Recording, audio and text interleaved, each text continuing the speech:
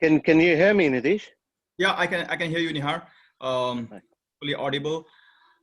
I heard Chakresh as well. Rajiv, hope you can hear me, and all good. So we'll be starting now. It's 3 p.m. and time to be live. So the format of this discussion will be that we'll start with the skill of the future, and then we'll take up the questions from the audience, which will be reflected in the chat room. So feel free to everyone to post your questions and we'll respond at the end of the slide. So the first half an hour, we will talk about the skill of the future, where things are heading to, and how people can upgrade through skill of the future and be ready for the job market as well. So welcome on board, everyone.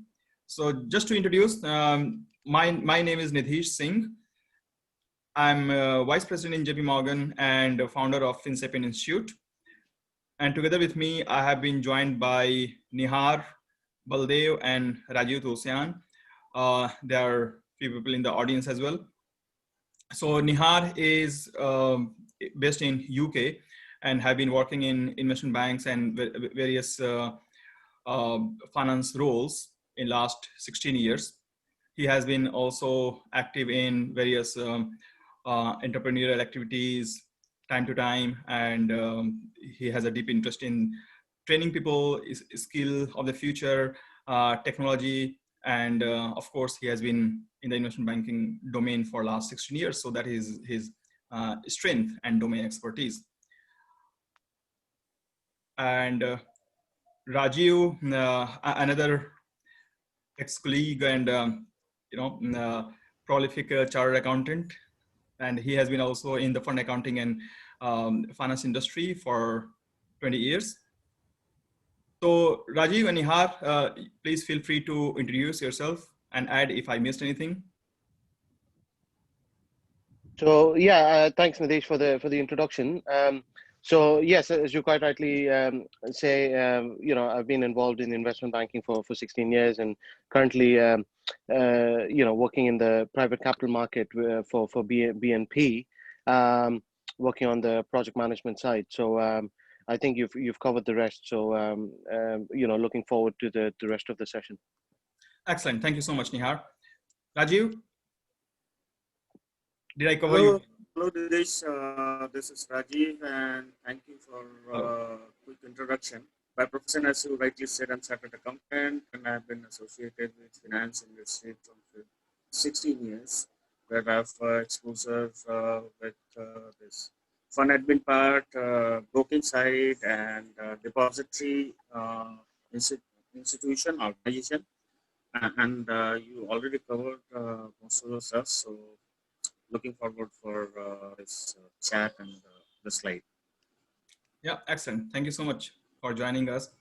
And you are an active panelist in such discussions, as you have a extended and vast experience in training, coaching people. So your contribution and input will be valuable for everyone from the perspective of the skill of the future and job readiness after COVID and in future as well. So I'm going to start with sharing the PPT. And after that, we will take up the questions from the audience. And at that point of time, again, we all three, I, Nihar, and Rajiv, we can discuss together how we can help and how the young professionals should get ready for what is coming in next 5 to 10 years, or even after COVID-19. So that would be the format. And I request everyone to feel free to post the questions in the chat room. We'll take all those questions and respond to that after the discussion on PPT. So I'm going to start the PPT and we'll share it shortly.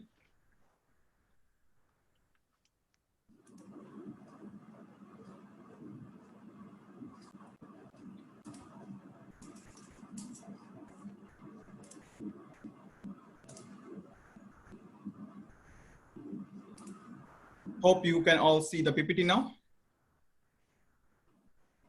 Yeah, we can do, yeah. Excellent.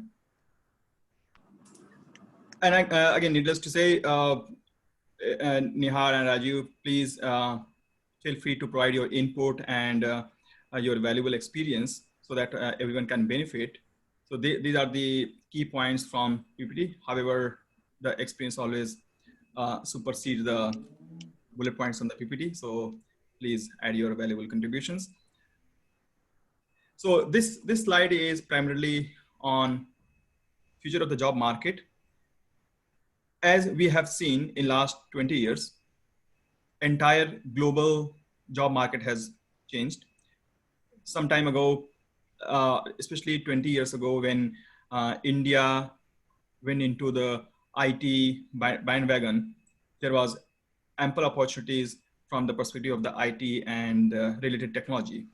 Then slowly we started to get the recognition for various other BPO, LPO, and KPO kind of roles. India also went ahead in the investment banking and hardcore and high-end financial roles as well. With that change, as we can see in last few years, digital skills, AI, and advanced technologies are gaining more momentum. So things will not change as it has been in the, at the same pace as it has been in the past. The pace of the change will be much more faster, and it could be even much more dramatic. We are seeing that AI, digital skills, machine learning, NLP, blockchain, these are making the advent in almost every industry, and finance and accounting industry is no exception. So overall, if we look at the aspect of automation from the perspective of the required skill for future, most of the global bodies like World Economic Forum, PwC, McKinsey, and various such research agencies are indicating that almost from 1/3 to half of the jobs globally are subject to automation in next 5 to 10 years.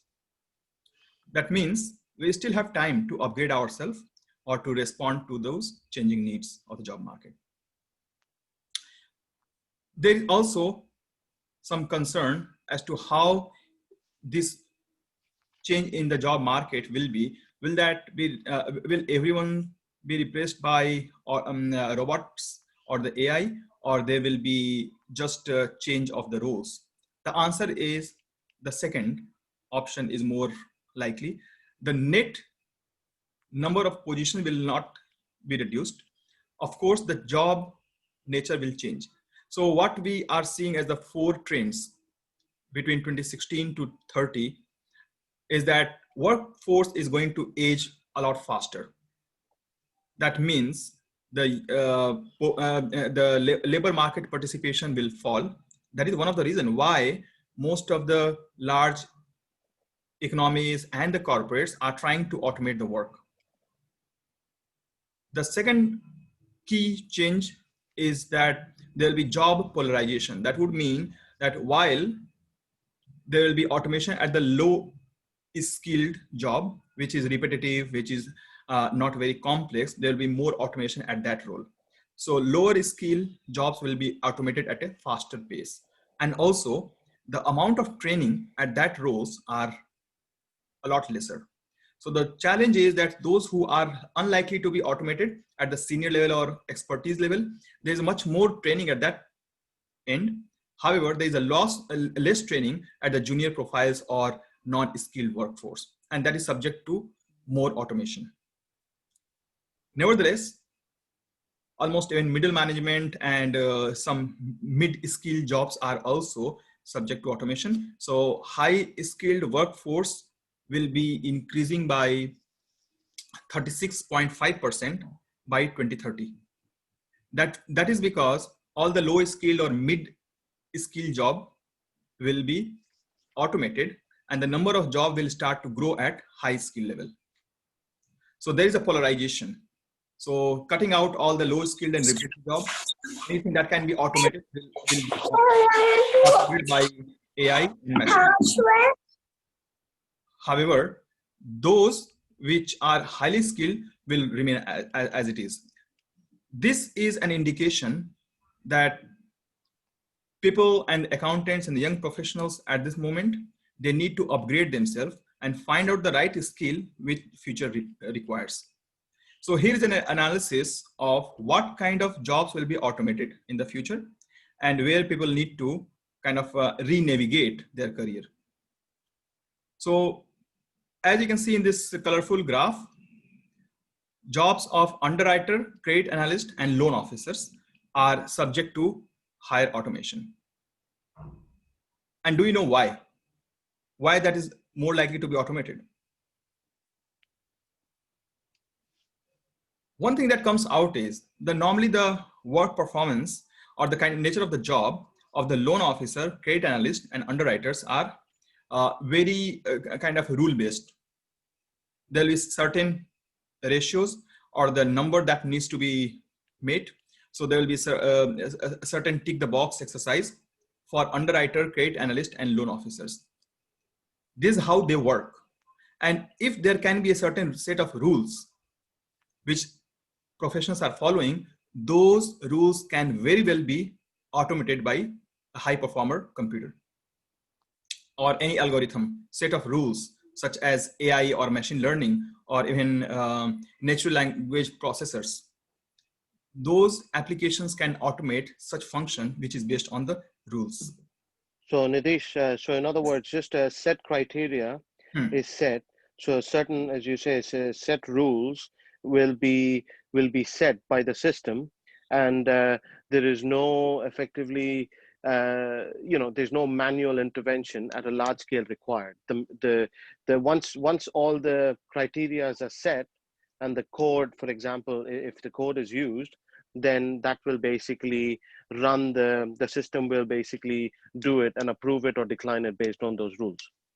Exactly. And in those rules, basically, machines are much smarter and quicker than us. Yeah. We have seen, to your point, which is accurate, Nihar, that Watson, IBM developed that kind of AI-enabled system.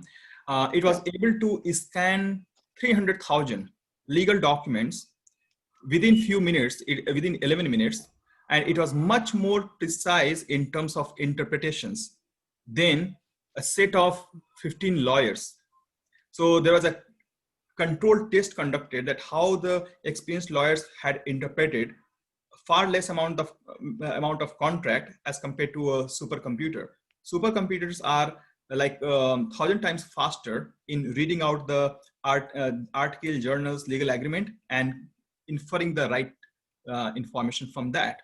So if a legal document can be reviewed, scanned, and interpreted by the computer, then job of underwriter, credit analyst, loan officer, wherever the rules can be set, that is subject to quick automation. And that is where we need to be ready to give up the roles.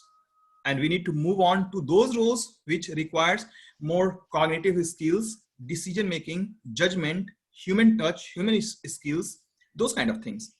Even within the legal purview, the fact that I took the example, just to go one step further, if we look at how to negotiate or kind of find out the gaps in the regulations and kind of act on that, those things the computers cannot really do because it does not have its own thinking ability. It just goes by the fixed rules. So there will be a need for more creative thinking, interpretation, negotiation, and kind of human interaction based rules. In the coming few slides, we'll talk about those skill sets in further detail. Here we have identified 9 skill set based on various research, which will be useful for skill of the future and young professionals, those who plan to enter the job market in next 1 year to say 20 years. Here, nice caricature, but it gives some thought-provoking points. So future of the job market. So some of the questions that we all have in the mind, are MOOCs, the online tool of educations, various universities are providing now, are MOOCs the future of education? Of course, that is very likely, but how are we going to survive? So humans are going to survive with their comparative advantage. Certain things robots cannot do, and that's where we are required. There will be definitely robot bosses, and McDonald's like companies have already deployed that. Can robots do our work? Yeah, they can do our work, but it doesn't mean that they are going to replace us, because we are at the verge of Industrial Revolution 4.0.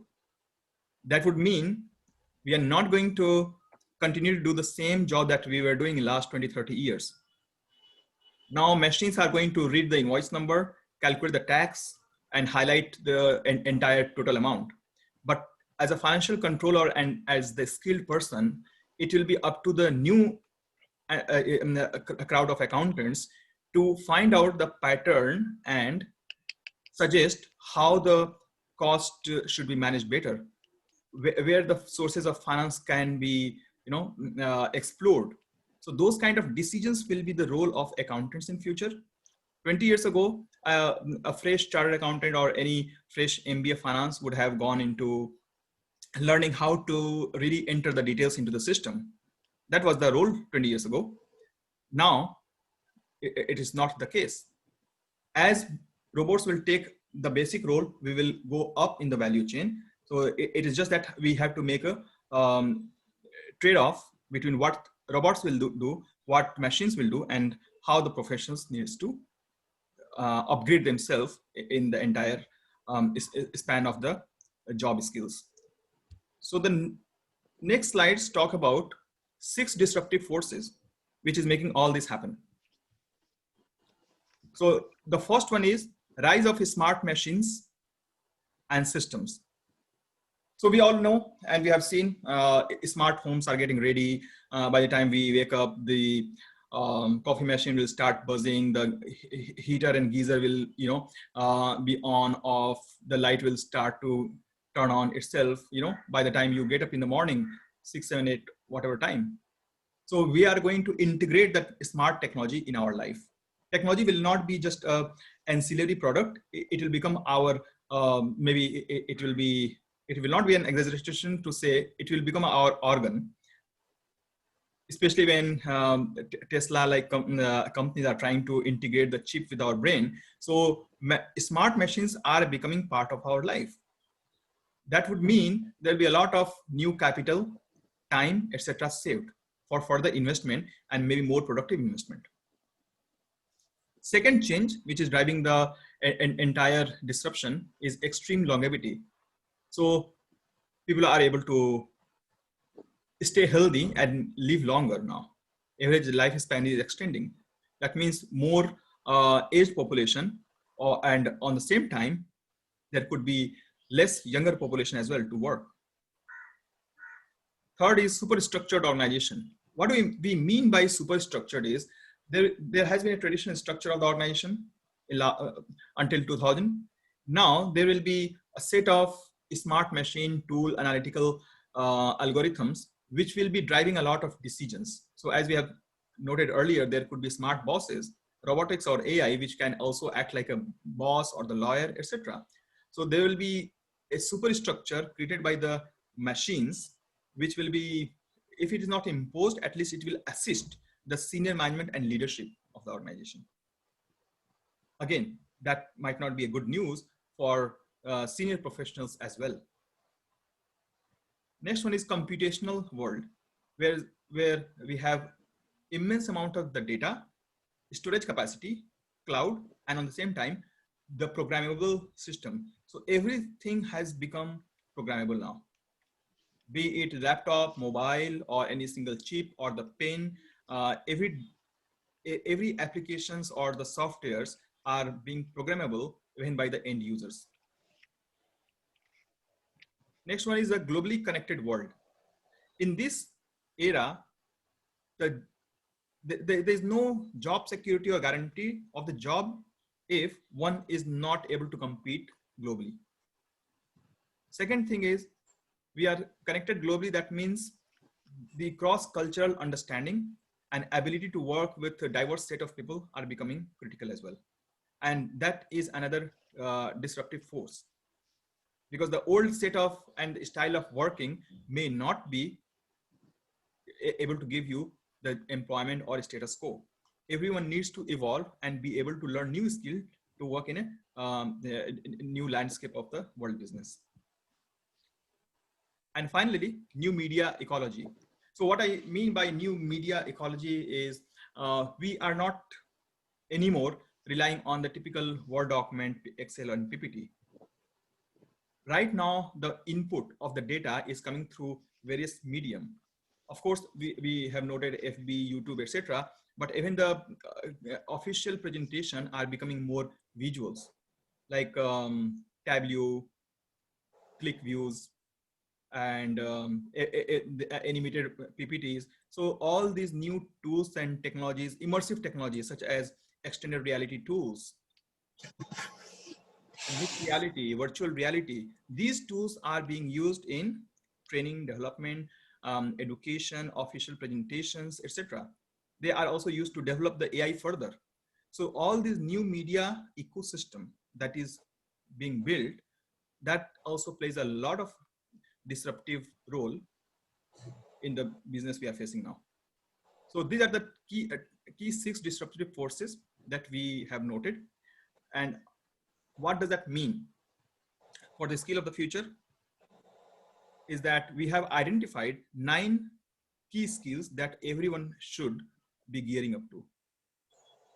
So in next few pages and slides of PPT, we'll talk about those new skills. The key point is, yeah, we are bombarded with various buzzwords. Earlier, the success of the career was depending on STEM. So science, technology, engineering, and medical used to be very, very popular. It was getting a lot of respect, of course. Now that is being not replaced fully, but there are another set of skill set like SMAC. So SMAC is social, mobile, analytical, and cloud-based skill and technology, which are blending together to create a new kind of application, platforms, and way of working. So SMAC certification, SMAC training is another wave which is coming up. It is still not very popular. Not everyone is aware of this, but SMAC will be a set of skill that people need to develop. Now the next question comes that, okay, does that mean that we all are going to do the coding, automation, robotics, artificial intelligence, machine learning, all these things? The answer is no. It's just that 20% of these buzzword, all the businesses which is smart or digital, are depending on hardcore coding. Remaining 80% is all about how to manage, how to deploy, implement, and develop, and understand the technology. So it's just 20%. And most of the people, most of us are worried about those 20% of the coding skill, which this smart and digital world is requiring. We can still gear ourselves to the other 80% side of the digital skill set. And it is not only digital skill, but also there are some soft skill, interpersonal skill set are also required in the new era of business, which we can explore. So moving on to next slide. The first skill that we want to talk about is sense making definition. So, all right. So before we move on to those set of discussion, any questions so far?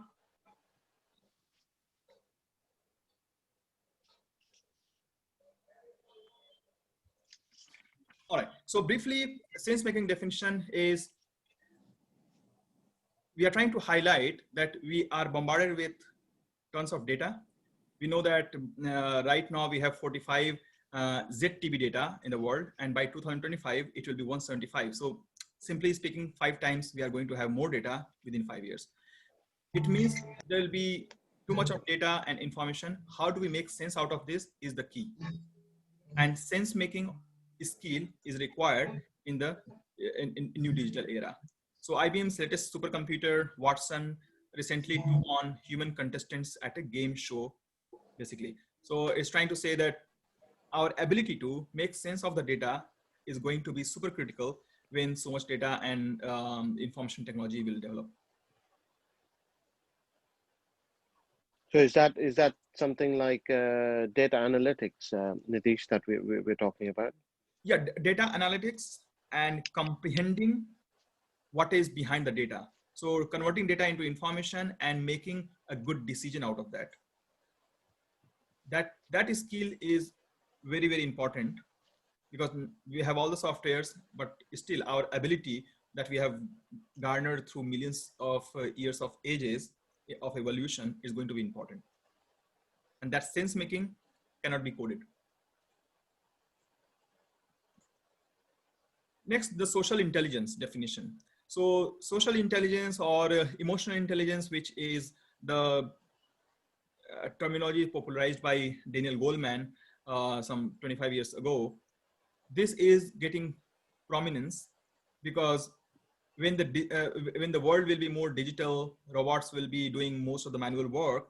It is up to us to interact as a human, understand each other better, be able to understand whether the client is agreeing or happy or not, whether the students are listening to us. All these skill sets remain very important, and machines cannot replace us in those regards. So emotional IQs, social IQs are going to be much more important when most of other manual and repetitive jobs are going to be done by robots and machines. Of course, MIT Media Lab is trying to also give some intelligence or emotional IQ to robots, but I think we are still talking about 50 years of lag time. It's unlikely that the robots with the social intelligence will be on the planet in next 50 years, because we are still struggling with the specialized AI, and the general AI, which is much more advanced and able to understand and comprehend the facial expression, is not even on the canvas of the programmers.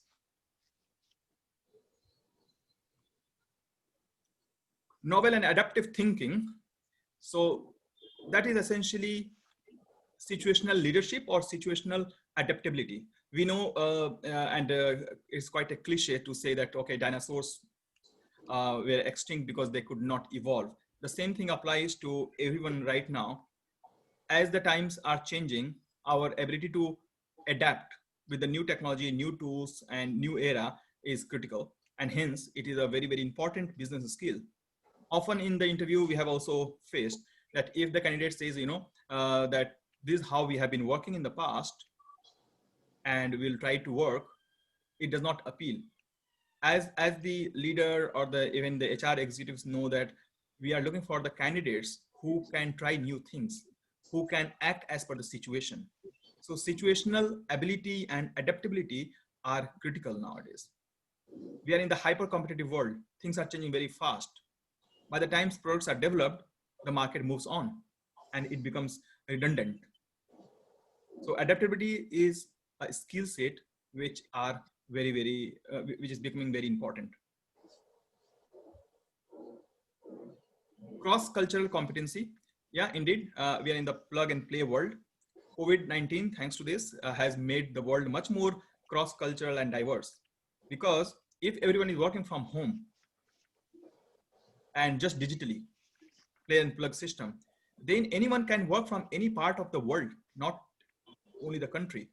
People don't have to leave their hometown to go to MBA or any study.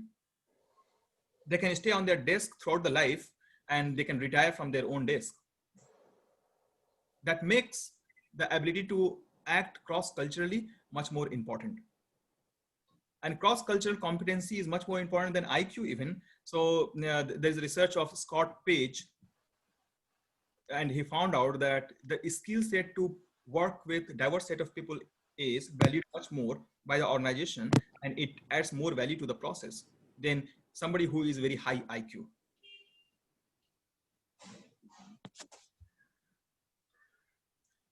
Computational thinking. Now, this is different from making sense from the data. This talks about ability to abstract the concept and then convert that into meaningful business idea. So computational thinking is about ability to find out the right data and convert that in meaningful information so that the business can be driven. because still AI or any advanced algorithm is not able to give any conclusive answer. It can just provide a pattern.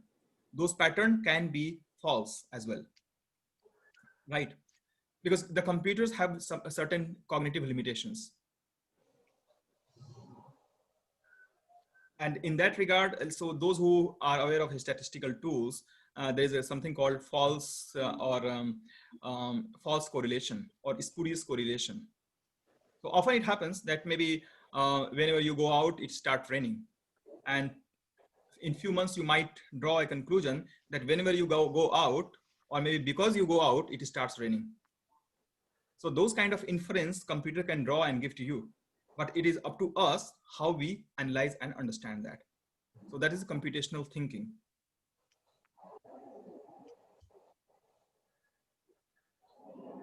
Another great way to understand the benefit of this is we have heard of Ola, Uber, all these technologies.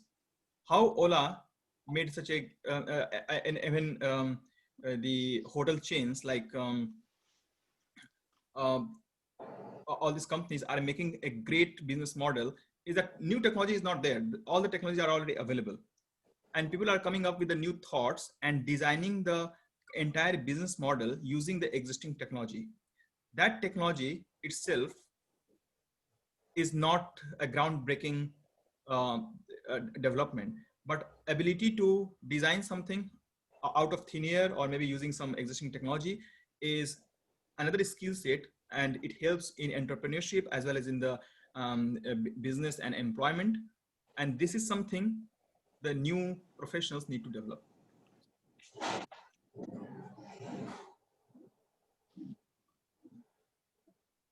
Some research from PwC confirms that 69% of the employers will demand data skill by 2021, whereas only 15% of the global workforce do have that. So there is a massive gap, 15% versus 69%. And that needs to be filled within 2 years. As we are in the industrial revolution, revolution 4.0, there's the ability to, there's a need to people who can organize data and make sense out of that. Plus Accenture and QClick also shows that 74% of employees are not comfortable working with data. The cost of that is huge. On annual basis, in the US alone, almost globally, there is a loss of $145 billion because of people not being able to process the data efficiently. And that's the huge amount.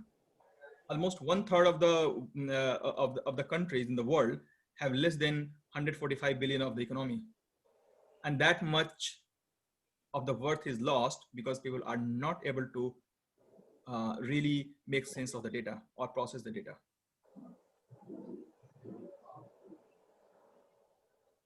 New media literacy abilities. So how do we make sense out of the video, blogs, and utilize that one? So take the skills out of a marketer or any executive who needs to present their work in few minutes or seconds, because everyone is developing a short span of attention.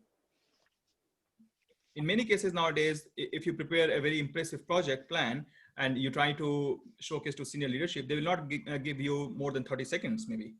And you need to present everything in that span of time. So one should be able to use new media literacy and technology to the optimal level in order to get the work done. These are the places where the skill sets are required, and there's a massive shortage. Transdisciplinarity. So let's take the example of legendary Steve Jobs, right? We all know that he was the computer and technology genius, but do we really, I mean, do we try to go to the background he came from? He was a calligrapher, somebody who was very good in art and able to write very beautifully. So he was good in calligraphy. That inspired him to design cool and good looking software design and applications which appeals to human eyes and mind. He was not a computer genius from the start.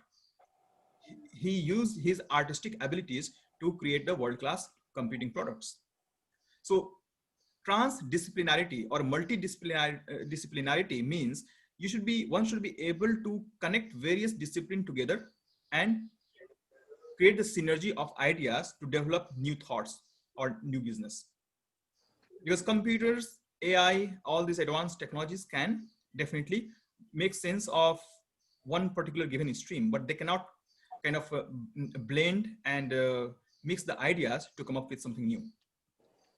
Again, an area where we have massive opportunity for employment and creating our career. So the trend which is appearing is T-shaped. That means one has to be very good and thorough in one given area of skill set. But on the same time, it is important that one develops the skill set across various domain. So it should be T-shaped, and that is the new trend for professionals.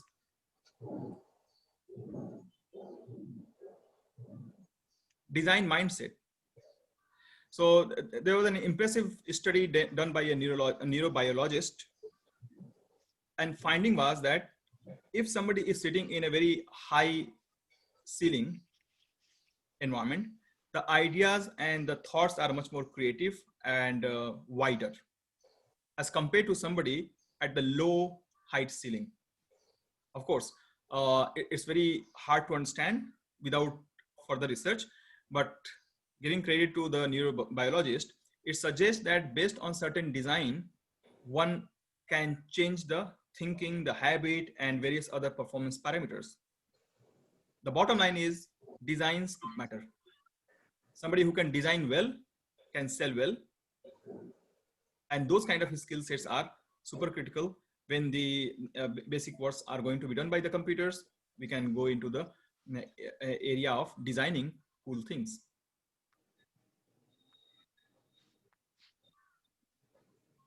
Again, what we mean by design is the creativity, and the creativity includes various things, even the problem solving, mathematical thinking, multidisciplinary and cognitive flexibility. These are all the part of design mindset, because even the rocket do not take off based on one disciplinary thinking.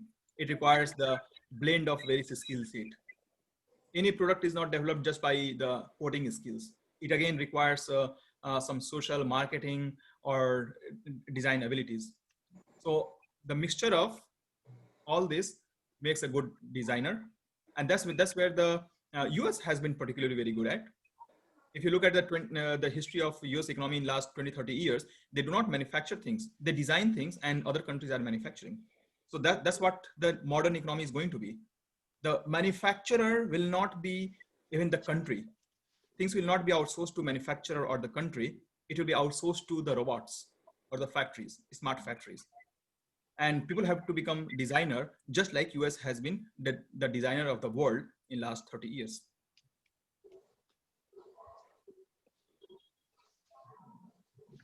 Then virtual collaboration, as the technology is developing, and we agreed that plug and play is the new style of work, especially after COVID. So collaboration is going to be critical. How to engage people, how to work with a diverse set of people, across different time zones, different geography, different cultures, different age group. So we cannot really cross our entire career by working with one set of people in one country, demography, within one team. That is the old way, and we have to change that one. And learning that skill is going to be hard. Sales and marketing. And sorry, Nidesh, I think just before we move on, right? So I'd like to just stress on the virtual collaboration. I think this is for the benefit of our audience. I think this is particularly important with the changing times, not just for the skill of the future, but also as we, as work from home becomes more and more a norm. Yeah. So the virtual sort of collaboration, it will become more and more important, and people will need to develop skills, uh, and be self-motivated, which we will touch on later on in the slide in the question and answer section as well. Yeah. But I just wanted to stress on the importance of virtual collaboration. Yeah, fantastic point. Because the workplace will be at home now, and the entire world is going to be our team. Hence, the ability to work virtually and develop those skills are critical. So yeah, thank you, Nihar. So the next point, and possibly the last one from set of skill of the future, is sales and marketing, the evergreen area of human skill, where selling goods, product, and services are critical for any organization, and it will remain so. Those things are high touch, where people have to talk and convince each other, negotiate, bargain, and read each other's, basically. So that is a critical area. The good thing is that everyone can be a salesman and everyone can be a marketer, regardless of your profession. Whether you are in medical, technology, or finance, everywhere, somewhere you have to use those skill set to make the progress. Here are two research from World Economic Forum, which says that these marketing and sales skill set are greatest share of the entire job market by 2022. And same is stated by LinkedIn, that top 10 job skills of 2020 is sales and marketing. So as we intuitively realize, the research also suggests that it is the one of the hottest skill globally.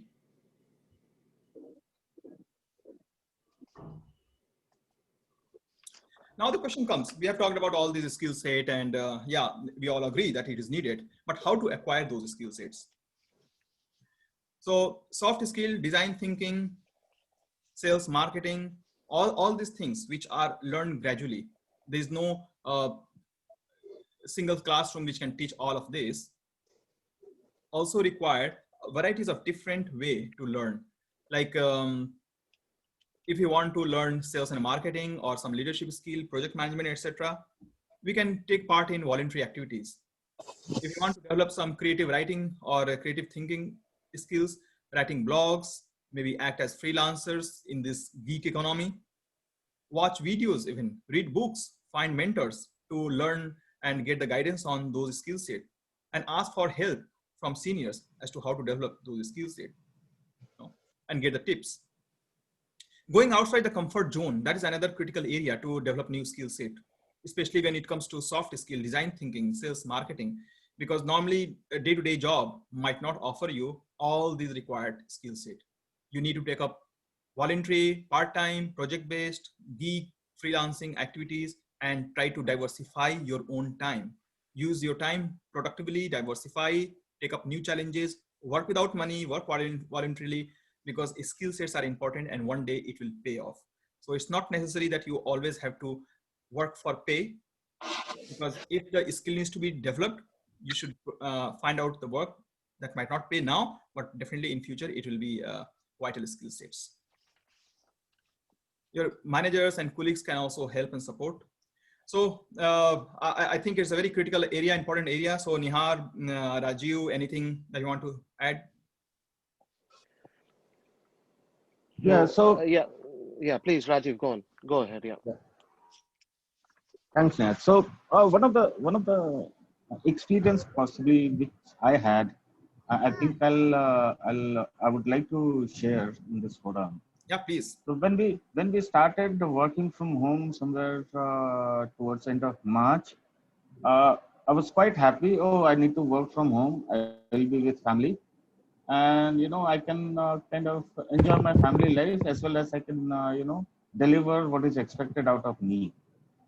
Right. When we really started working after 10 days, I realized it is as tough, or rather further more tough than working from home than from office.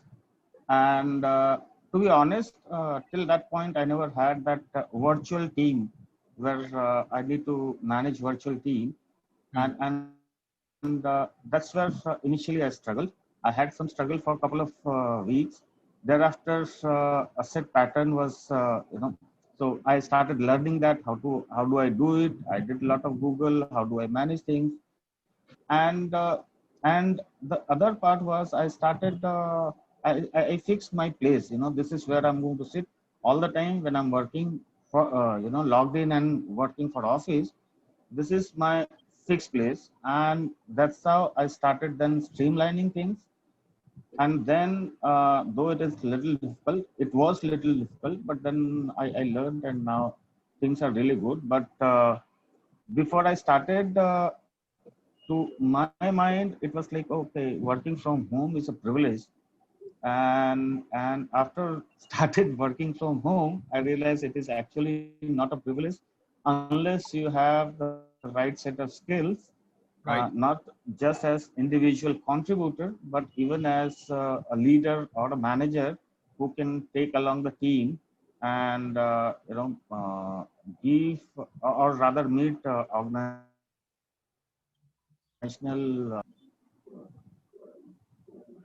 so that was my experience that I thought at some point I'm going to share. Yeah, I think just to add to what Rajiv said, this is Nihar. So yeah, 100% what Rajiv is saying. So it might appear that it's it is very easy thing to do. You're working from home.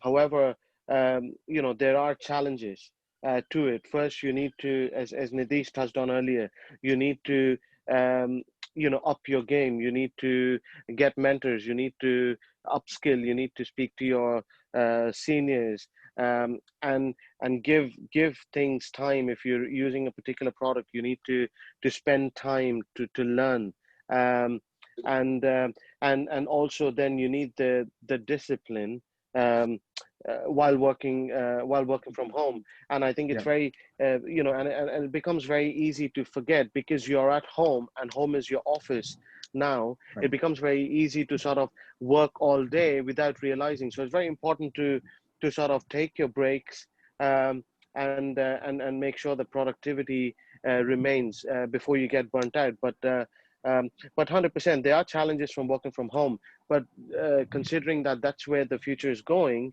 um, it can be very efficient. As long as we make sure that we collaborate, we up our communication skills, we learn how to work with virtual teams across the globe, etc. So I guess that's what I'd like to add. Yeah, so many, yeah, valuable points. And that actually reinforces the point that for such skill set, we cannot really learn that in the classroom or in the books.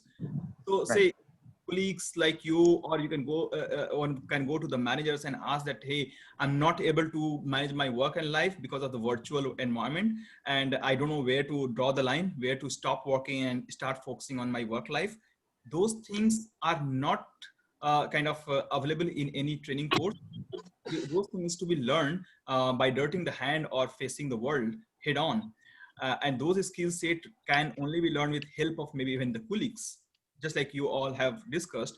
And that gives a lot of valuable point. So these are some of the techniques to learn such skill of the future, and all these uh, skill sets which are vital to work in today's business world. So in, Sorry, Nitish, just one more, sure. just one more thing. We also have a lot of, free videos available on YouTube.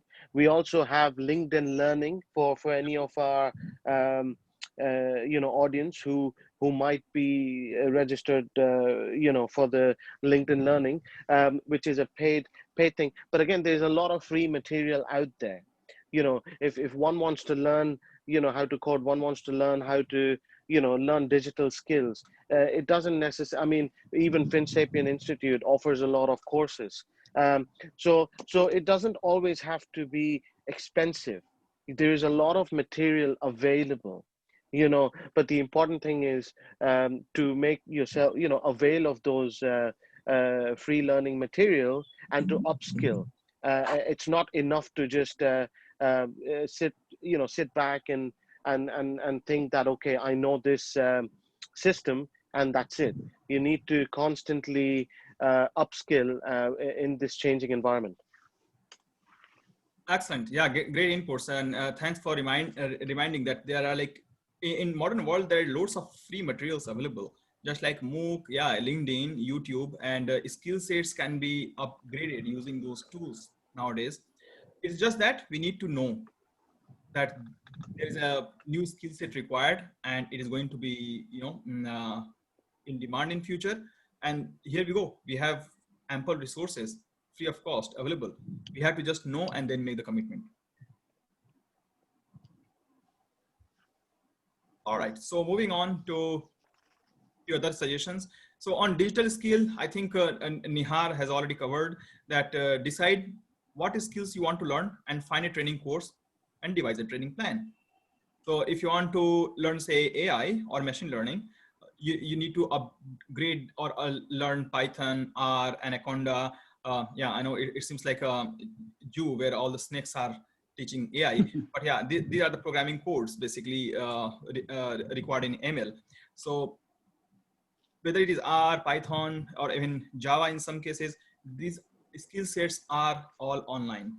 YouTube has the videos for Python or AI for 15 hours straight if one wants to learn. And then I have given some of the other educational apps, edX, Udemy, Baiju, of course, etc., which are there, to help you upskill. Many of them also offer some of the free videos and courses which you can avail, right? And then the next one, probably it will, you'll be curious about the tools for advanced accounting and finance skill sets. Again, applications like Coursera, edX, and global financial training institutes are going to help you in that regard. And that brings me and reminds me that even FinSapien Institute has developed the courses with that vision that people are going to require a lot of new skill set, and they need to break free of the traditional courses. So FinSapien developed various short-term courses as well, which covers digital skill, fund accounting, IFRS, and they are of different tenures. Certificate and diploma both are available for fund accounting, IFRS, digital skill sets. Long courses that is offered by FinSapien and many other institutes can also teach you is ACCA, CFA, and CIMA. So these are the courses which equips you with the concrete skill set, because we talked about high-end skill, those skills that can help you in decision making in the future. So that comes from such long-term qualifications like ACCA, CFA, CIMA, FRM, and FinSapien offers that as well. Fourth is creative and design thinking. Again, you can avail books from different fields, learn to write, painting. Some of the basic activities like painting, gardening, writing blogs and story, talking to diverse set of people from different background, working with young population, young people can also help you in developing creative skills, design thinking, because ideas can come up from anywhere. And if you're just sitting, eating, and working with this similar profile and similar set of people, you're not going to develop new and creative thoughts. It will be kind of a boxed way of thinking. So there are some tips and tools which can be used to develop thinking forward. So here on the next page, I have summarized, as we discussed about the short-term courses of FinSapien, apart from long-term. So we are offering FinTech, Artificial Intelligence and Blockchain in Finance. These are all the short-term courses which span from 1 to 2 months. Emotional intelligence and negotiation skill set, of course, certificate and diploma in fund accounting, because the entire faculties and the setup is coming from the people from fund accounting background, and of course from smart technology as well. So there are almost 12 courses that FinSapien offers on the short-term list, and it helps you upskill for the skill of the future. And these are meant to be for those who wants to make the career for 2020 to 2030 era, because whatever has been working in the past might not work in future. And finally, the last slide. You can also get the free consultancy and advices from FinSapien faculties and people, customizing how to get the right counseling. You can contact us, job placement assistance, short-term to long-term professional mentoring. FinSapient also provides the mentoring for long-term.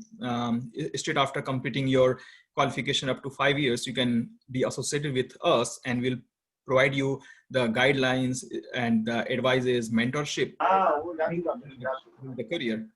And that also covers the soft skill and interview techniques. So these are some of the areas where FinSapient can help you in the skill of the future.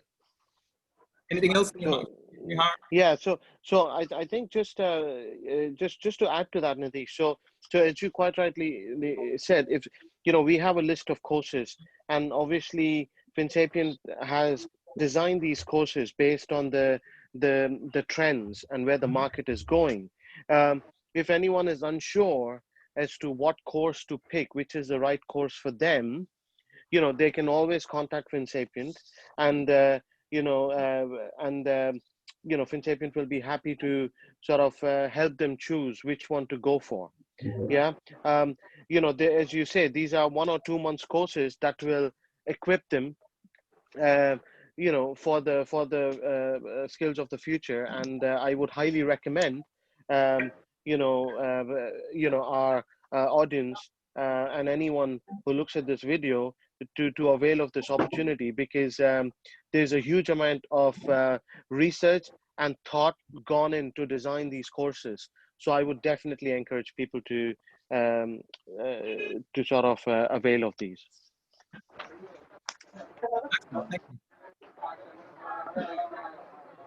So yeah, we look forward to those queries, and we can offer the help and support wherever needed. So thanks for the update here.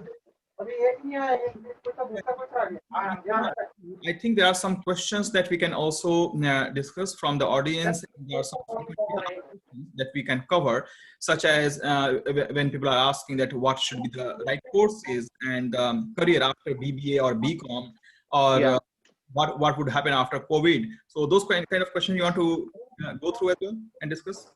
Sure. Can I get, I think someone in the audience might have the speakers turned on. I mean, not I mean, just so we can, the disturbance goes away, or the mics.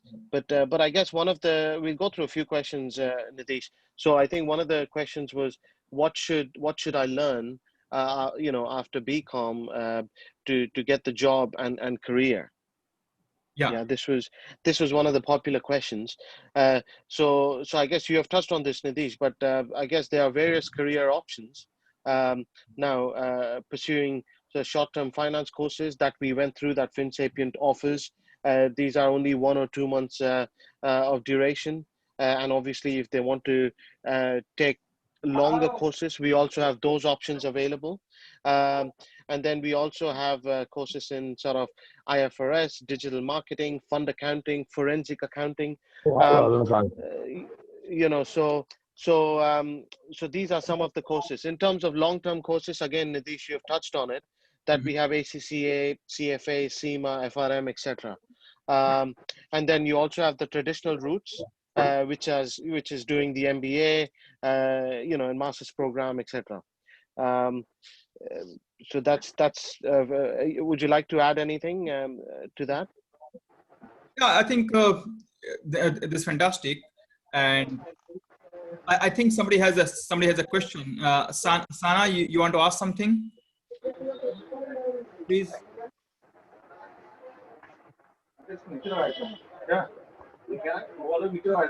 So question that I am an ACCA affiliate, and along with BCom, please suggest where I move on from here. Okay. Sorry, someone has the mic. Can they put their mics turned off, please? Just so we can listen to the audience. Oh, Nitish, can you turn off the mics?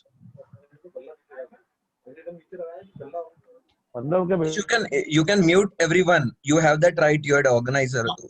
Yeah. Doing that now.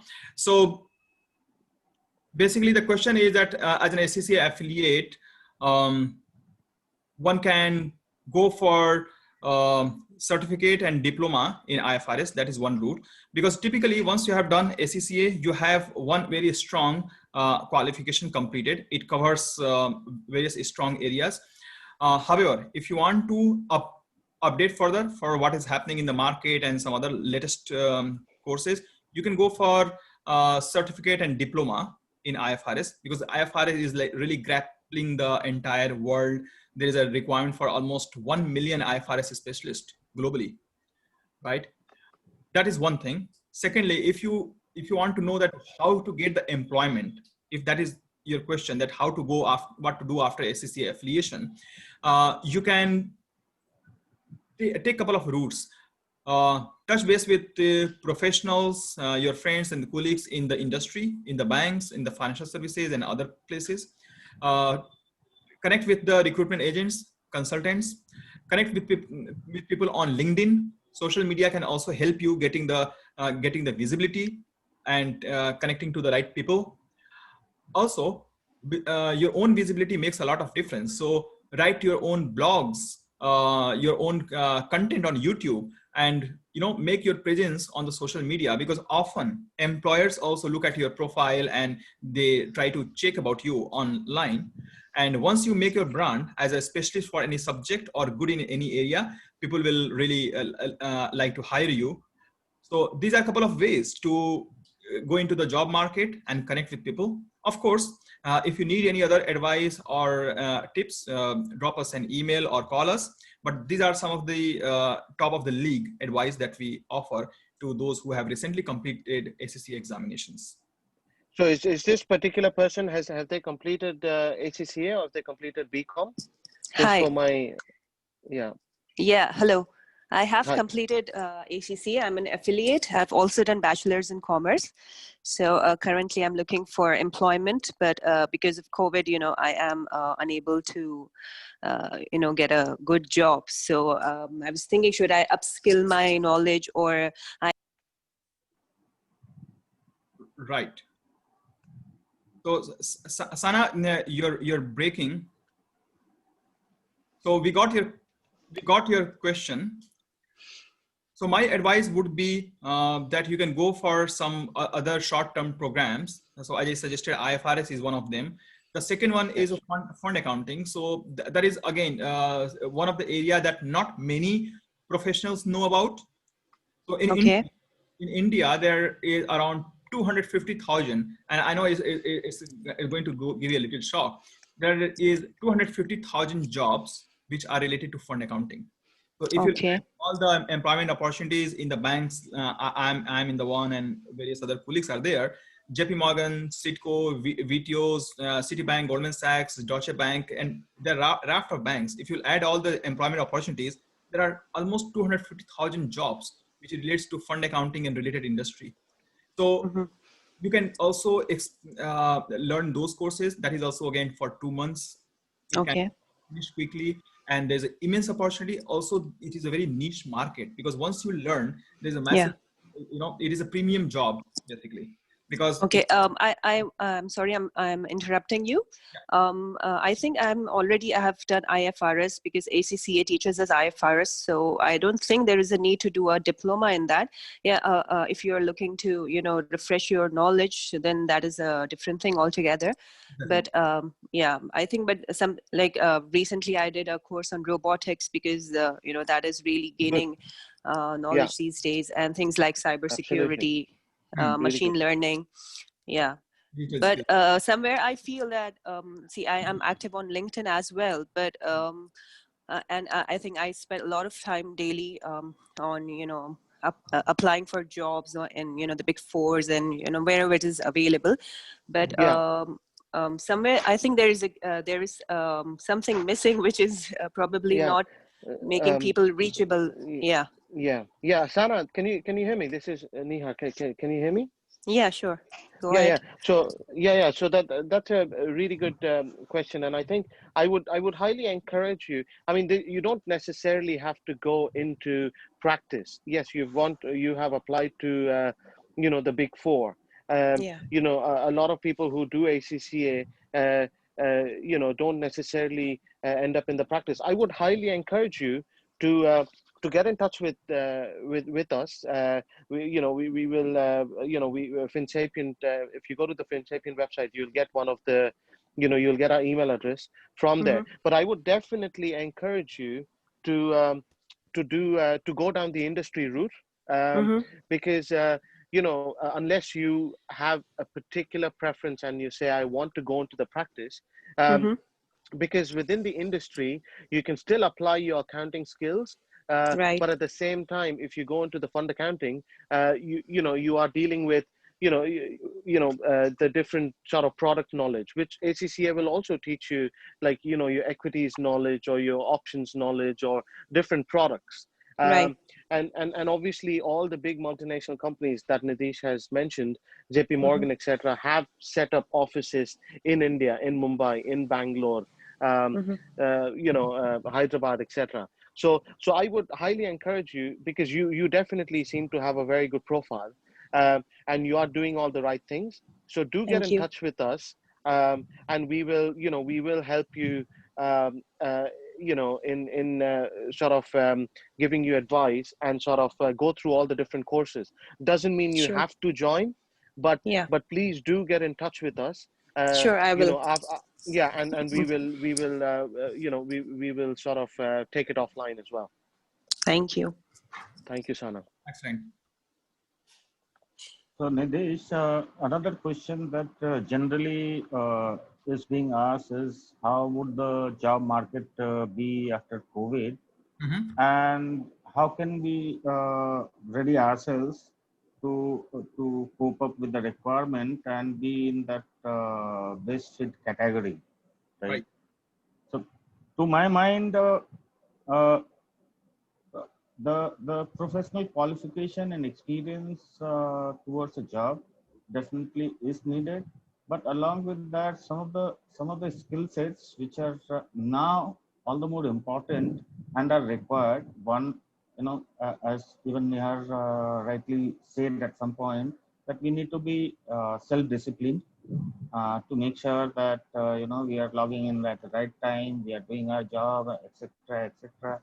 While we were in office, we used to always we have that in mind that, okay, my boss is monitoring me directly, indirectly, and all those stuff. Now when we are at home, we don't have those kind of things being done. If those things are not being done, then what it means is we have to make sure that we are self-starters. We are taking the ownership of our job as individual contributor and as leaders. So being leaders, connecting to the teams, and then ensuring if they're facing issues, how do we help them to get out of it. And if we are individual contributors, then we should be self-motivated, self-starter, so that we add value to the team and to the organization. And anything Yes. that you want to add to this? Yeah. I think Rajiv, that's a really good point. That brings us to our next question. How would the job market be after COVID, and how to be ready for that? And I think you touched on most of the points there already about self-discipline, etc.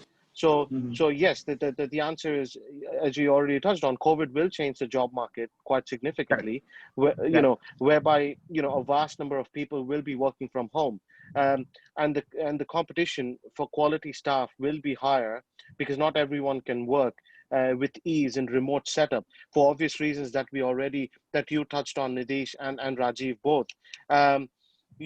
Because not everyone can work unsupervised, and not everyone is a self-starter. So when the team and managers are not around, as you quite rightly pointed out, Rajiv, you need to sort of this requires a change in the mindset as well, as you said, Rajiv, and and a higher level of interpersonal skills, work ethics, and also being tech savvy is super important. I guess there will be a demand for people who have the do not live together, but they're both Italian. They're from the same country, but they don't live together. So a lot of work will be done from home. So ability to work. Nihar, we are not able to hear you. Nihar, we are not able to hear you. I think mic or something. Yeah. Yeah. Could you hear me? Yeah. Now we can. Now you can. Sorry, where was I? Where did it end? Your life. You were talking about ethics and skills, being tech savvy. Yeah. Oh yeah, thank you. So yeah, ethics and skill savvy. So I was just what I was saying after that is there will be a demand for people who are self. We are losing you. We lost you again, Nihar. We lost you again.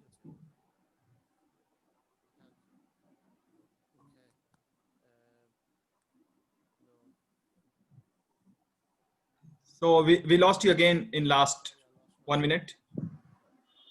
We are not able to hear.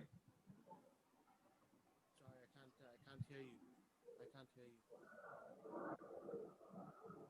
Oh, we can't hear you. I can't hear you. Can other hears? Yeah, I can. Okay. Yeah. Now I can hear. Now I can hear. Great. Yeah. Okay. Yeah. So I guess just apologies for the rest of the audience, but I guess I just want to end in end in saying that there will be a demand for people who are self-starters, and since a lot of work will be done from home, so the ability to work in virtual environment will become a qualifying skill set. So I guess that's so I think most of the points were already said by Rajiv and Nitish for this question. So there is another question generally we hear, that is, will artificial intelligence take our job, right? And if I talk from my experience, I think answer is yes and no both. Yes, why? Yeah. Because what Nidesh at some point had touched upon, so some of the basic jobs and routine works will be taken up by artificial intelligence, but where the human, so the human need will be needed, where we need to take decisions. We are able to correlate information and come up with a decision. So all those places, the job still will be with human bodies and not with Yes. machines. Yeah. This is if I can add just one thing, Rajiv, to that. Yeah. I just as an example for the benefit of our audience, I recently read somewhere that AI may predict osteoarthritis sort of years before it develops. Which is good news for patients of osteoarthritis. For those of you who don't know what osteoarthritis is the most common form of arthritis, which affects millions of people worldwide. So again, this is one of the examples how it's going to AI will enhance. So I guess what certain researchers have created this machine learning algorithm that can detect subtle signs of osteoarthritis, which is too abstract for to register in the eye of a trained radiologist in the MRI scan. So most of our audience might know that the gold standard for diagnosis of arthritis, for example, is an X-ray. But the problem is when you see arthritis on X-ray, the damage has already been done. So the reason why I'm giving this example is, as you quite rightly said, Rajiv, it's not going to take our jobs. It is just going to change the way we do our jobs. So yes, we will have to upskill, but the jobs, the number of jobs will be there. It might even increase. It's just that we have to change the job. Nature of the job itself will change. Yeah, and just to add one example, and not that it has happened now, it is in place from past couple of years. That is in stock market, if you're talking about the algorithm trading part. Typically before this algorithm trading started, people would log in, they'll buy shares, they'll sell shares, and all those stuff. Yeah. Yeah. Slowly and gradually, people realize that if we have this, coded, then we really don't need brokers to do on our behalf. It is the system who is going to do for us. But just that we need to set the parameters, and basis that the movements in market, the system will either buy or sell. So they are going to execute orders on its own, and we are taken care of from that perspective. Absolutely, this is very Yeah. popular tool in the fund industry and the mutual fund and the investment market now. It's Yeah. become commonplace, especially the Bridgewater, this kind of firms who are the front leaders of the investment industry. They are spending billions and billions of dollars on the development of such tools. Also, this is becoming common that algorithms are going to scan the newspapers and get the right news and developing cues and information out of that to judge whether the stock should be bought or sold based on what is happening in the market, and just by reading the newspaper, going there. So Indeed. now we have to develop new set of skill set. Of course, there will be job just like it has been for Industrial Revolution 1, 2, and 3. Now we are into 4. That is no different. We just have to change our strengths and develop new strengths so that the robotics can serve us. They cannot be our master, of course. Indeed, it will make the process much more efficient. Yeah. Yep. Hi, this is Sachin, and I heard about some data science now these days. So just to know about is there any some things like data science pertains to the finance, any courses or something and how it can be help out? So Sachin, the data science is very popular. And Nihar and Rajiv, you both have very rich in experience in that field as well. So please feel free to add. So Sachin, going back to you, data science is very popular in the field of finance and analytics as well. How it helps is it just try to find out the pattern between the data and what kind of activity which can be automated. So data science just take the most common set of activities and then it tries to automate based on how the past trend has been, right? So there is a huge overlap between, just to give you the background, machine learning and data science are part of artificial intelligence, right? Though we use this term quite frequently, but these two, natural language processing is part of the AI. So the data science and the machine learning, they extract the data, find out the pattern, and then act as per the set rules, right? Now, is that relevant for finance? The answer is 200% yes, because the finance company, and if I may quote, JP Morgan itself has like $11.4 billion of investment allocated for the technological development. And a lot of companies publicly are spending on the AI. They are all banking in the finance companies because finance and technology goes hand in hand. They use a lot of new technologies so that the new trading rules can be developed. By the time I and someone analyze the data, the AI and machine learning tools can put the order, execute the order, and the stocks are taken from the market, right? So yes, banking and finance sector are at the forefront of utilizing machine learning, NLP, and AI tools, and spending tens of $1 billion.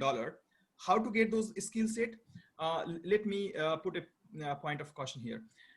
When you're talking about acquiring machine learning and data science skill set, it is not again about the coding. 20%, 25% will be coding, but 75% of the skill set comes from what AI machine learning can do, how you can utilize that, what are the used cases for AI, ML, and machine learning or NLP, right? What kind of data is needed, how to clean the data, where to find the data, how to train your staff to think, in a ML way, and what are the different methodology and the processes to implement the machine learning tools. These are the activities, even you can learn, I can learn, right? We don't need the coding skill to apply this kind of learn and apply this kind of skill set.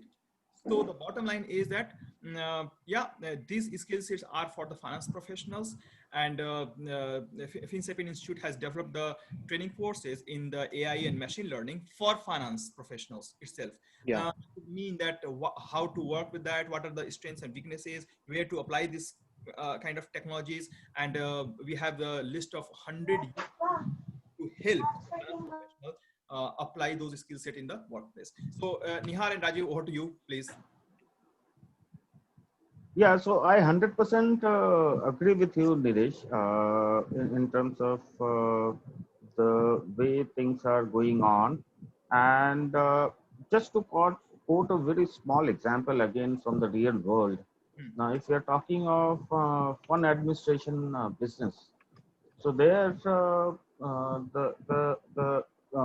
the administration business are expected to receive millions of trades every day from different sets of clients, right? Yeah. And initially, we used to people used to spend a lot of time churning that data and making sure that the data is one in the system readable format, and second, the system is able to absorb it the way we want the system to do so.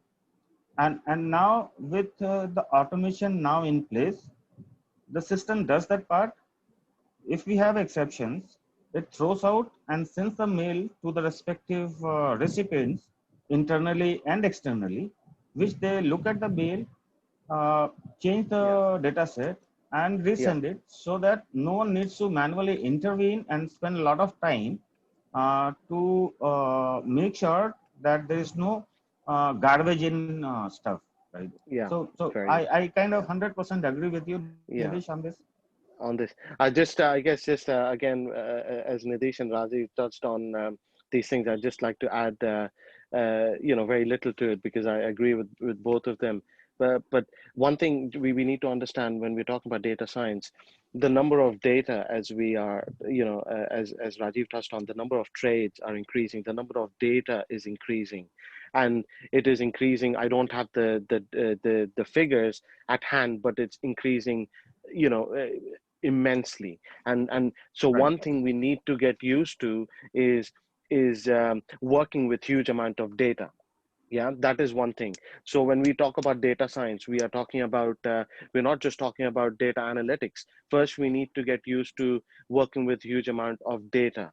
Right now, this in theory sounds easy, but I think when you have a huge amount of data, I think Rajiv touched on the garbage. Now, this is quite anyone who is in the industry will relate to this, because it's like garbage in, garbage out. So it's very important to put in clean data, the data that can be accepted by a system. So this is a huge area. So anyone from the audience who asked the question, who is looking to do courses, yes, FinSapien have designed courses around this. Please do get in touch.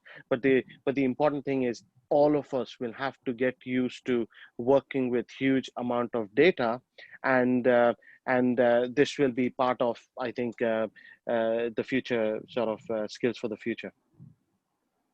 In fact, Harvard Business School had a research that said 60% of the time of the data science professionals and the data scientists are wasted in just cleaning the data.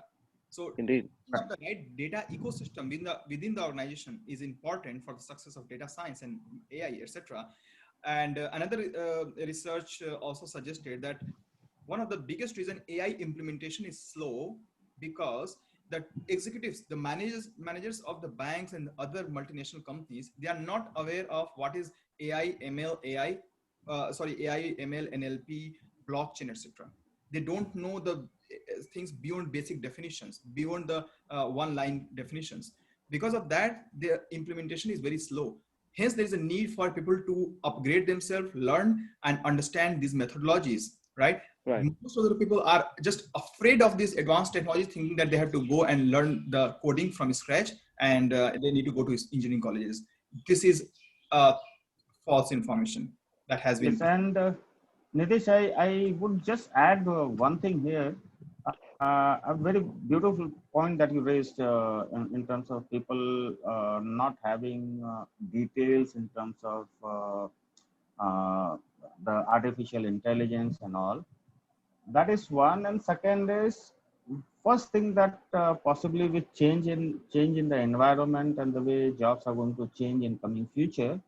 First thing possibly we'll have to do is we'll have to upgrade our mindset, and with that possibly then we see a lot of avenues are open, a lot of trading stars are around, and even FinSerpent for that matter is offering a lot of stuff, and then basis that then people can opt for what their where their interest lies, right? So to my mind, I think first is we as human beings with the change in mind, we need to upgrade our mindset before we upgrade our any of the skill sets.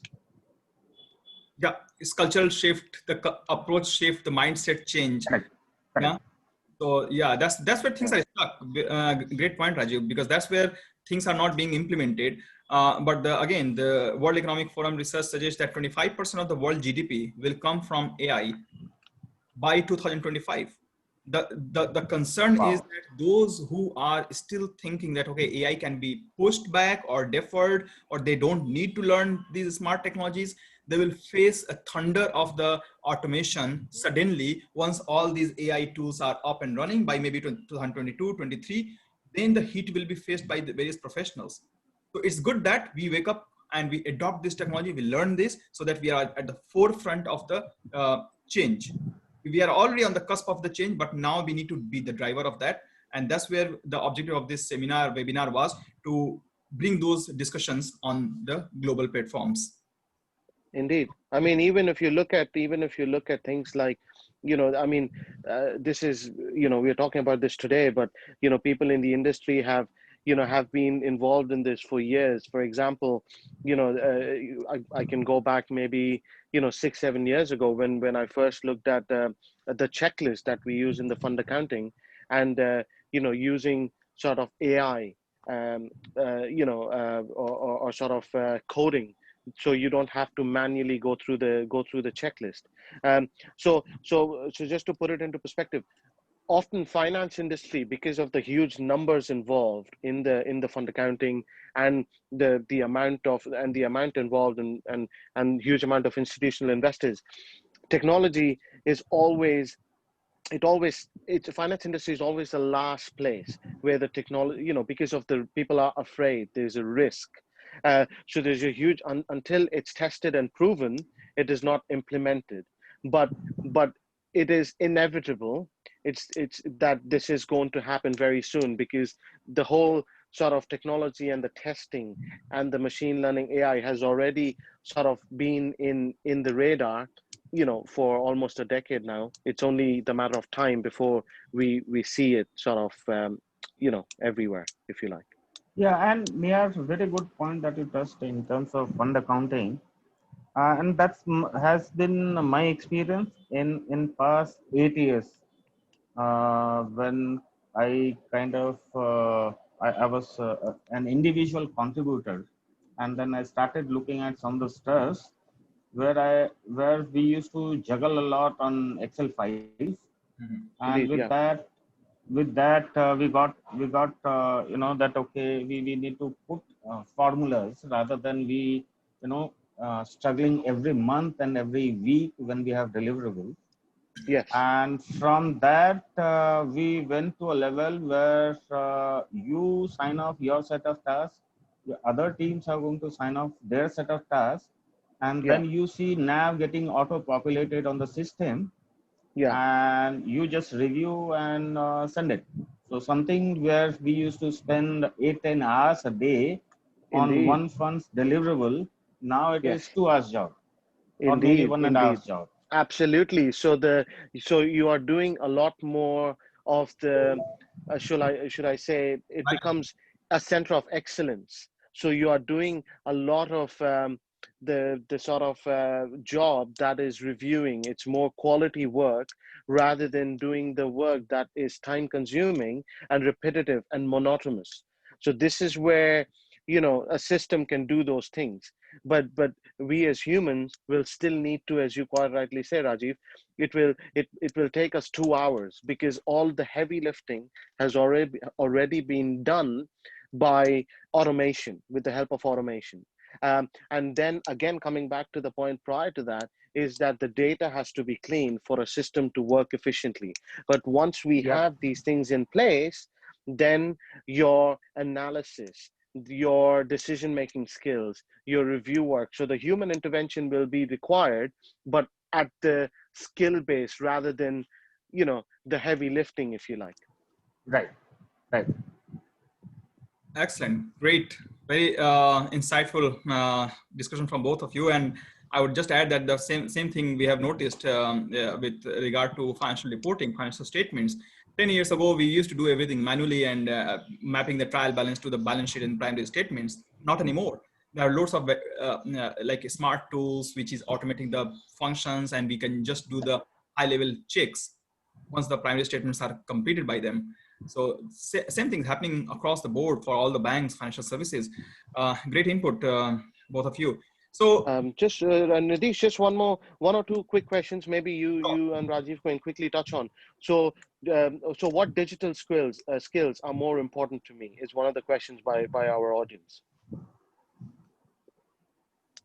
So I would say, just to kind of summarize all these discussions, that is kind of going to address this question, is of course understanding, and I'm not talking about the coding hardcore, understanding of AI, ML, machine learning, NLP, natural language processing, and what it does. Just to give you a brief, if you give me a legal document and a software can scan and find out the loopholes or any issues in that, that is done through the natural language processing, because now softwares and the applications understand different languages and can infer and can understand it logically, what it's saying, and it can give you the clue that something is wrongly written. So NLP, robotics, robotic process automation, business process reengineering,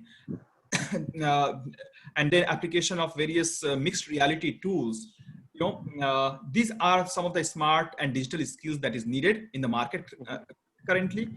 The tools are almost everywhere, but they are scattered. So one need to go for a comprehensive package where you learn the skill and also you learn the applied concepts. So where and how to apply those skills, that is also important. So these are some of the skills. Of course, the blockchain will also come soon in the trend. It is already being researched upon. Many countries are trying to adopt, but blockchain will be another big wave. Again, Absolutely. yeah, the same research of the PwC suggests that 10% of the revenue by 2030 will come from blockchain. So if you go by 2030 stats, maybe 30% comes from AI, 10% comes from blockchain. So AI and blockchain together will occupy 40% of the world GDP, right? If you'll add MLP and all other processes, so half of the GDP is going to be driven by this smart technology that we are talking about. Yeah, absolutely. Yeah. Rajiv, would you like to add to that? No, I think I just want to say that I agree with what Nidesh is saying, and Yeah. see again, I think it will boil down to the same stuff that with the change in the expectation environment and remote working, and that is leading to these digital skills. Now digital skills never means that I need to be a hardcore coder and develop something, right? It will always going to be what it is all about, how I'm interpreting, how Yeah. am I concluding, and how I'm putting in effect and practice. Yeah, I think that leads us nicely on to the next question. Do I need to learn coding to survive the wave of automation? I think you touched on this, Rajiv and Nidesh, Yeah. that the answer is no to that. So you need to basically, so what you're saying is you need to learn smart technologies, key strength and their limitation, their methodologies, how they work, how to implement, what are the bottlenecks to adapt them, etc., etc. So the coding is, as you both said already, that coding is only 20% of the overall time which goes into implementing the smart technologies. So I Yeah. think that answers that question. Absolutely. Sana has raised the hand. Sana, you have a question? Yeah, I wanted to know, would there still be some processes that would not require robotic intervention, like which would go by the traditional automation systems? If I understand your question, Sana, the answer is no, because the robotics or implementation goes from bottom to up. It's like a bottom up process of automation. So first we automate the low skill repetitive task, which is high in volume, but very automated and rule based. So then we start to automate more complex and cognitive functions. So this is how automation and robotics is done, right? So this answers your questions. Yeah. So the next question we have is, heard a lot about soft skill, how to train for that. So do Nidesh or Rajiv, do you want to answer that for our audience? So soft skills, I think one of the experience that I shared about myself when I started working from home is I didn't have a lot of exposure in terms of managing remote teams, right? And when I kind of started working from home, and that's where I realized that okay, I think I'm missing something, which then I upgraded myself and got into the groove. So with that, what I'm trying to say is there are two aspects to this. One is your experience, second is the learning, and these Got two it. put together by which you can enhance your soft skills. Yeah. So in other words, you're saying, Rajiv, this comes with practice and training both. Right. Yeah. So it's a gradual process. Right. One thing I would like to quote here, the legendary investor in the world and one of the richest person on the planet, Warren Buffett, he continues to highlight almost every time that if he has to just hire somebody on one skill, or actually two skill, there is one, ethics and integrity, and second, the communication. In the world, when everything can be done by the machine, right? Ethics is becoming much more valuable. When people can trust you, integrity, ethics, it is super critical, because machine can do anything if you give something in the code or in the data. That's where a conscious person, somebody who understands the human value, ethics, and integrity is very, very important. And then that's why we will see in future that lots of humanitarian forces or ethics-based courses will be important, because that's where the humanity will be, hinging upon. 100%. Yeah. Emotional intelligence, empathy, Right. for example, Right. understand, having that empathy, and repeating is the emotional intelligence, the importance of all this, the ethics, trusting people and gaining that trust, that confidence. This will become more and more important as we move into the AI world. Exactly. Because the data which is fed into the machine will be based on last 200 years of the experience, but that data can have some stereotype, some bias. Do we want our future to be led by those kind of biased or stereotype data? That's where the value of ethics will come. Second thing that Warren Buffett highlights that is super critical, and I agree, communication, right? Getting the point across, negotiating, understanding each other, and making the point across clearly. That's the biggest art that the next couple of decades people are going to need. So another two aspect of soft skill and ability that is going to be valuable and people need to grow with. Nidish, even I have practically, hi, this is Sachin. I have practically faced and I have seen like people getting a positions, but whenever in terms of like a soft skill, like just take example, one of my friend is getting a position of AVP, but is facing issues to discuss with the client. And if I can see the Nihar communication and the accent, what he's actually using. And so I have seen the challenges like to communicating with the client, to understand something, and to put our point clearly to the client. So I have seen like their challenges. So, and one more point is that like even we having a degree, but if we are fail to communicate the things to the client well, then there's no benefits to the degree, right? There's no, Absolutely. yeah. Absolutely. So somewhere I think like the communications and the soft skills Yeah, is yeah. much more It's so, important when you're getting a indeed, positions. Yeah. indeed, indeed. Yeah, It's a yeah. very good point, Sachin. Very good point, because I think being able to articulate, being able to communicate to your team members or your clients, or to various stakeholders is so important. Uh, and I think this is going to become even more important, and especially when you're managing teams, um, or even as a team member, having the soft skills, it is super critical because automation can happen, all these things can happen, but ultimately you need to be able to articulate it, and this comes with time, this comes with practice. So this is something we are constantly evolving, and we can improve all the time. So this is definitely one of the key things which a lot of people lack. Yeah. It's a And really good on point. communication, just one maybe sentence that I want to add. Communication is something which can either break a deal or make a deal. Now, communication, it never means uh, what I talk what other wants to hear, Hmm. but what it means is the others are able to listen and understand what I am trying to say. And there is a difference. One where I Absolutely. communicate and talk, where what people want to know, I communicate and they understand it well. So that is one way people think is a communication.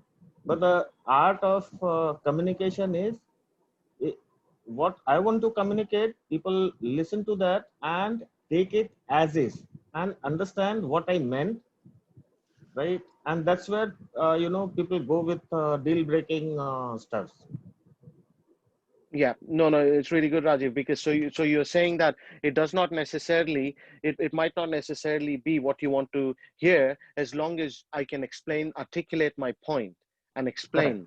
Correct. Yeah, understood. Yeah, that's really Wonderful good. point. Yeah, and they are very good to develop from the very early time in the career in the profession. So super point, Rajiv and I Nihal. think one last question, Nidesh. Sorry to interrupt, Yeah, Nidesh. So I think one of the last questions was, what skills are highest in demand? This was the last questions from our audience. well, Rajiv or Nihar, maybe you can suggest what I think from my side.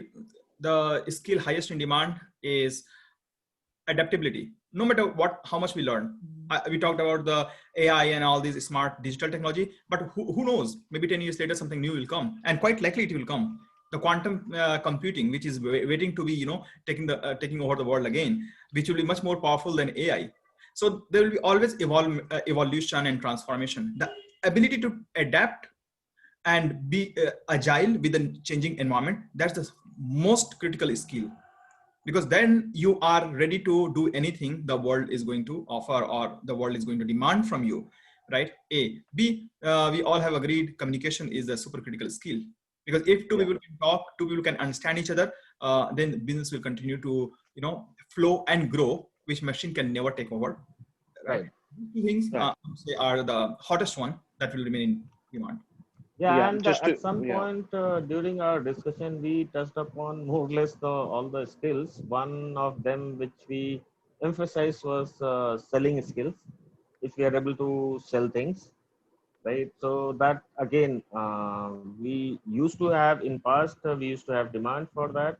We are having demand, and future also we are going to continue having demand for that, right? And then even Nihar touched upon being collaborative, able to kind of negotiate and you know come up with a plan. So those are the skills, to my mind, will be needed along with what you said, Nidesh.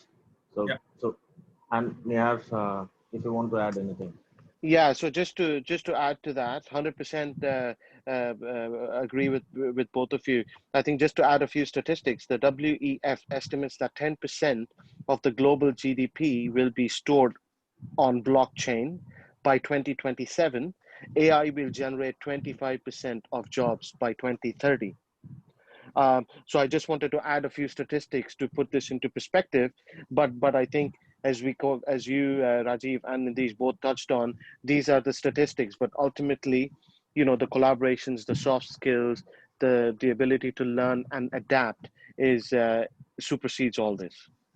Yeah, and some of the skills which are even needed now, being creative, so finding out, thinking out of the box, and then finding out a different way to do things, which is far more efficient way.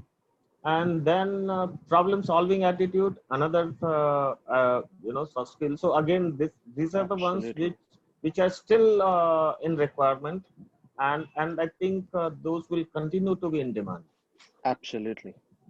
Absolutely. Yeah. Fantastic. Yeah, we have covered lots of great points, and hope we all can benefit from this, working on all these soft skill and digital skill and develop it.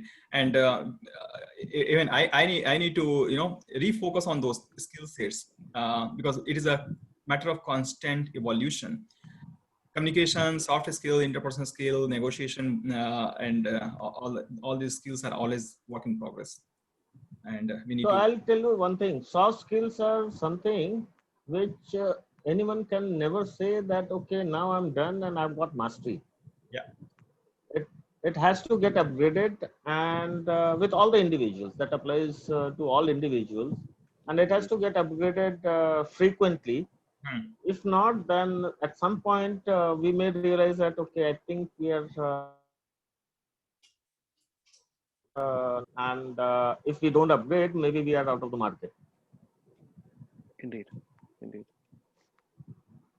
Yes, 100%. Yeah, I think Nidesh and Rajiv, that is the end of all the questions that we had from the audience. Excellent, great. However, is there any other question from audience that they want to flag, raise, or they want to add anything before we call the day?